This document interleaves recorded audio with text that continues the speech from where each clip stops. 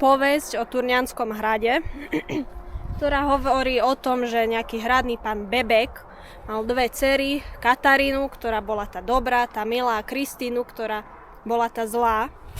A vlastne po jeho smrti tento Turňanský hrad zdedili jeho dcery a mal prísť istý tiež hradný pán z iného hradu, samozrejme, ktorý si chcel Katarínu, tú dobrú, vziať za ženu. Ale Kristína samozrejme žiarlila ako ženy a sa jej to nepáčilo, že si chce zobrať Katarínu. Tak jedného večera, keď Katarína s týmto svojím nastávajúcim sedela vonku, tak sa Kristína priblížila a toho jej milého vlastne bodla dykou do chrbta. A vtedajší Palatín z Budína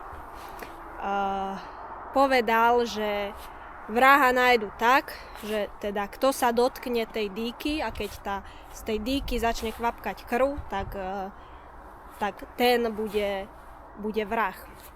Vystriedali sa pri tej dýke takmer všetci obyvatelia z Turne, takisto aj Katarína, samozrejme nič sa nestalo.